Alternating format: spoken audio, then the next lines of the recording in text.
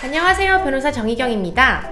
월세나 전세, 임대차 계약하실 때 계약서상에 이런 조항이 있습니다. 임대차 기간이 만료하면 목적물을 원상 회복한다 라는 이런 조항, 그냥 스쳐 지나가지는 않으셨나요? 그런데 이 조항의 파장이 아주 큽니다. 요즘처럼 전세나 월세를 살면서도 리모델링 하거나 아니면 리모델링까지는 아니더라도 집안의 어떤 품위에 굉장히 투자를 많이 하시는 분들이 있어요. 그러면 계약기간 끝나고 나갈 때 어떻게 해야 되느냐?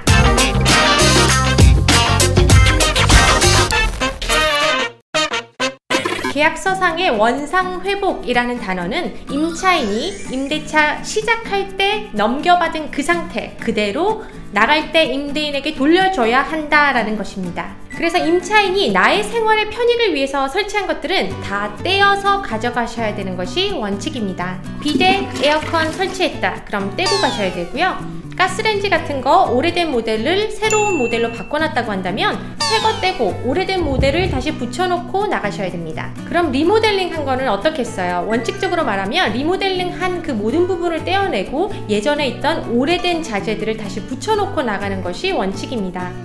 경제적 관점에서는 사실 이게 말이 안 됩니다. 임차인이 자기 생활의 편익을 위해서 붙여놨다고는 해도 객관적으로 볼 때 없는 것보다는 있어서 더 좋은 게 많고 오래된 것들보다는 새 것이어서 더 좋은 거죠. 하지만 임대인들 입장에서는 건물 관리의 일관성을 위해서 철저하게 원상 회복할 것을 요구하시는 분들도 많습니다. 그리고 이것은 임대인들이 가진 법적인 권리예요.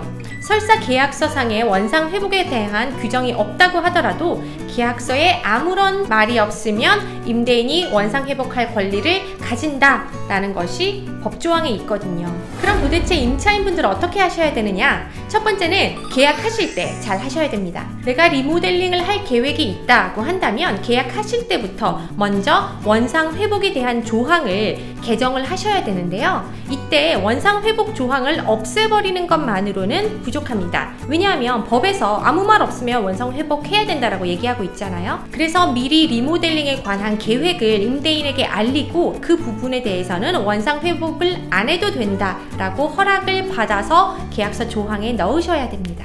두 번째는 임차인들이 살다가 노후된 부분들 수리하시는 경우가 있습니다. 하지만 이 수리도 함부로 하시면 안 됩니다. 왜냐하면 이 보일러를 새 걸로 고쳤다, 지붕을 새 걸로 고쳤다, 이런 경우에 건물 자체의 가치가 올라갑니다. 그래서 법상으로는 임차인이 임대인에게 그 비용을 청구할 수가 있거든요. 하지만 계약서상의 원상 회복이라는 조항이 들어가 있으면 이 권리도 포기한 것으로 해석되는 경우가 대부분입니다. 그래서 이런 경우에는 임대인에게 수리가 필요한 상황에 대해서 충분히 설득을 하시고 임대인이 직접 수리를 하거나 아니면 수리에 대한 비용을 직접 지출하시도록 해야 됩니다.